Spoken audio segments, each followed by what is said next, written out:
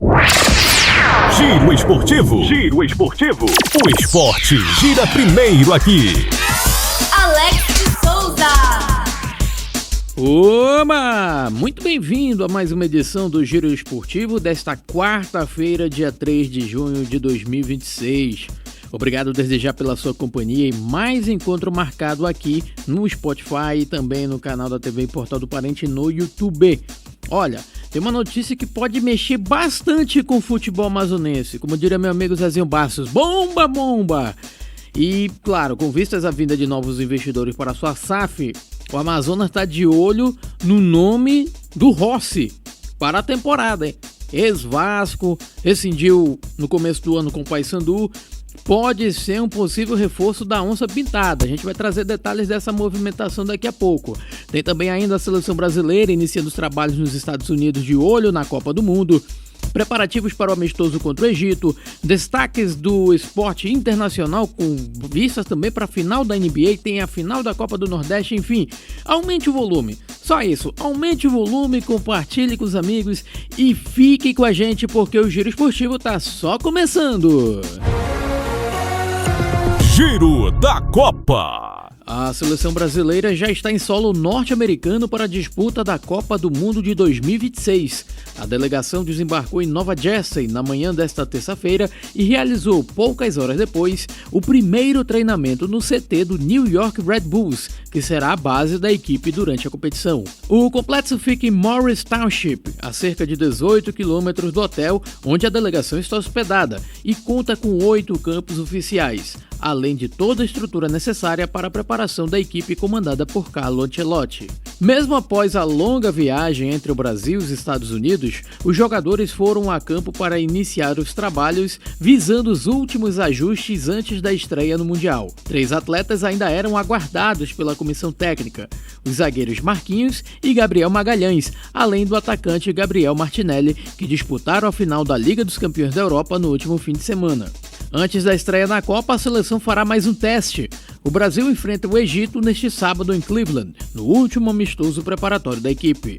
O confronto será a derradeira oportunidade para Carlo Ancelotti observar a equipe em situação de jogo e definir os últimos detalhes para a caminhada rumo ao hexacampeonato mundial. A estreia brasileira na Copa do Mundo está marcada para o dia 13 de junho contra o Marrocos, às 19 horas, horário de Brasília, 18 horas, horário da Amazônia, no MetLife Stadium em Nova Jersey. Continuando com o giro da Copa, o meia Arrascaeta do Flamengo pode ser uma baixa importante para o Uruguai na competição. O atleta teve uma lesão na panturrilha confirmada após exames realizados pelo departamento médico e passou a ser dúvida para os primeiros compromissos da Celeste no Mundial. O jogador sentiu dores durante a partida do Flamengo contra o Palmeiras pelo Brasileirão e deixou o gramado ainda no primeiro tempo. Após avaliação médica, foi constatada uma lesão muscular na panturrilha direita, o que acendeu o sinal de alerta tanto na seleção uruguaia quanto no clube carioca. Arrascaeta vinha sendo apontado como uma das principais referências técnicas do Uruguai para a disputa da Copa do Mundo. Além da experiência internacional, o meia vive boa fase e era considerado peça fundamental no esquema do técnico Marcelo Bielsa. A comissão técnica uruguaia acompanha a recuperação do atleta diariamente e ainda mantém a esperança de contar com o jogador durante a competição. No entanto, sua presença na estreia da Celeste passou a ser considerada improvável. Caso o camisa 10 não consiga se recuperar a tempo, o Uruguai perde um de seus principais articuladores e uma das lideranças técnicas da equipe em busca de uma campanha de destaque no Mundial. Giro Esportivo. A temporada 2025-26 da NBA chega ao seu momento mais aguardado. Nesta quarta-feira, começam as finais da Liga, colocando frente a frente uma revanche histórica 27 anos depois. New York Knicks e o San Antonio Spurs, que vieram de jogos eletrizantes em suas finais de conferências. Depois de eliminar o Cleveland Cavaliers com autoridade na final da Conferência Leste, o Knicks volta a disputar uma decisão da NBA após mais de 2 décadas. A equipe nova-iorquina chega embalada por uma campanha consistente e sonha com um título que não conquista desde 1973. A última vez que os Knicks chegaram a essa decisão foi em 1999, perdendo para o mesmo San Antonio Spurs. Do outro lado, o San Antonio Spurs precisou de 7 jogos para superar o Oklahoma City Thunder na final da Conferência Oeste. Liderado pela sensação Vitor Wembanyama, o time texano tenta recolocar a franquia no topo da liga pela primeira vez desde a era de Tim Duncan, Tony Parker e Manu Ginobili. A expectativa é enorme para o confronto entre a tradição de Nova York e a juventude talentosa de San Antonio. O primeiro jogo da série acontece nesta quarta-feira na casa dos Spurs e marca o início da disputa pelo troféu Larry O'Brien. Ambos se enfrentaram pela última vez em uma final decisiva em 1999, com vitória do time texano por 4-1 na série. Giro Esportivo. No primeiro jogo da final da Copa do Nordeste, o Vitória saiu na frente na disputa pelo título, jogando na Arena Castelão. O rubro-negro baiano venceu o Fortaleza por 2-1 de virada no primeiro jogo da decisão e agora precisa apenas de um empate para conquistar a taça no confronto de volta em Salvador. O Fortaleza abriu o placar com Vitinho e controlava a partida até a expulsão do volante Ronald, logo no início do segundo tempo. Com um jogador a mais, o Vitória cresceu na partida e conseguiu a virada com gols de Renato Kaiser e Diego Tarzia. Após o apito final, o técnico Thiago Carpini demonstrou irritação com a arbitragem e classificou a atuação da equipe de arbitragem como desastrosa, principalmente por conta da expulsão de Ronald, lance que mudou os rumos da partida.